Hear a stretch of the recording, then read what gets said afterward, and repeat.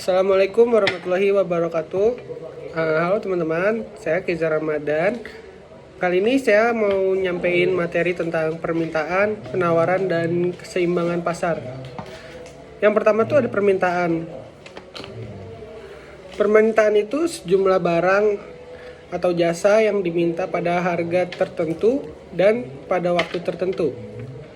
Kuantitas yang diminta, banyaknya unit produk yang akan dibeli rumah tangga atau konsumen pada periode waktu tertentu jika rumah tangga tersebut dapat membeli semua yang diinginkan pada harga pasar yang berlaku.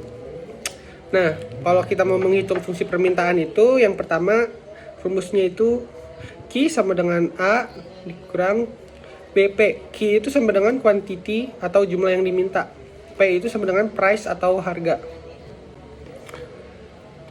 Nah, yang selanjutnya itu ada pergerakan dan pergeseran kurva permintaan.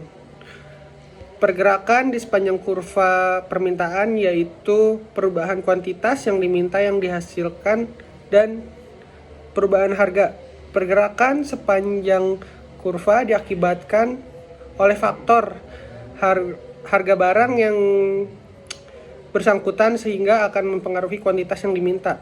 Dan sisi lain, pergerakan kurva permintaan adalah perubahan yang terjadi atas kurva permintaan dikarenakannya hubungan baru dengan kuantitas barang yang diminta dengan harga barang tertentu. Nah, yang selanjutnya itu ada penawaran atau supply. Penawaran berarti menawarkan atau memproduksi barang atau jasa dengan tujuan untuk memperoleh laba. Sehingga secara singkat dikatakan penawaran adalah jumlah tertentu yang rela dan mampu ditawarkan oleh perusahaan untuk dijual pada harga tertentu selama waktu periode tertentu. Hukum penawaran adalah hubungan positif antara harga dan kuantitas yang ditawarkan, dan penawaran pada harga pasar akan mengakibatkan penawaran kuantitas yang ditawarkan. Nah, selanjutnya itu ada faktor-faktor yang mempengaruhi penawaran. Yang pertama itu ada harga barang dan jasa itu sendiri. Artinya ketika harga naik maka produsen akan meningkatkan jumlah produk yang ditawarkan. Terus ada produksi yang tergantung pada harga input, yaitu tenaga kerja, modal, tanah, energi, dan teknologi yang digunakan. Sehingga biaya pendapatan perusahaan yang diterima lebih besar dari biaya produksi. Nah, yang ketiga itu ada harga produksi terkait atau harga produk lain, yaitu barang substitusi dan barang komplementer. Selanjutnya itu ada pergerakan sepanjang kurva penawaran. Penawaran kuantitas yang ditawarkan yang disebabkan adanya perubahan pada harga.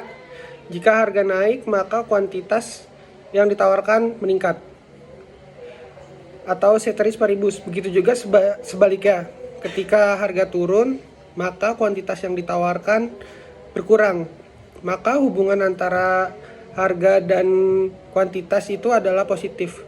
Nah, untuk istilah-istilahnya, yang pertama tuh fungsi penawaran itu Q sama dengan A tambah BP. Q itu quantity dan jumlah yang ditawarkan. Nah, yang P itu price, harga, atau bisa disebut harga produk. Nah, keseimbangan permintaan dan penawaran, equilibrium. Nah, yang pertama itu ada kuantitas yang diminta melebihi kuantitas yang ditawarkan pada harga tertentu. Hal ini disebut excess demand. Yang kedua tuh kuantitas yang ditawarkan melalui kualitas yang ditawari melalui kuantitas yang diminta pada harga tertentu. Hal ini disebut excess supply. Nah, yang terakhir itu ada kuantitas yang ditawarkan sama dengan kuantitas yang diminta pada hal tertentu. Nah, hal ini tuh disebut sama keseimbangan equilibrium. Dan yang terakhir itu ada permintaan berlebih atau excess demand.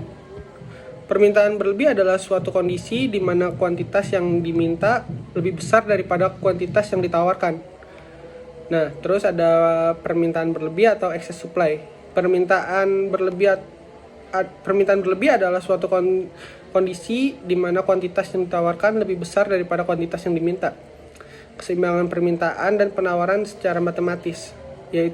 Dan rumus untuk menghitungnya itu adalah QS sama dengan QD dan A tambah dengan BP sama dengan A minus BP.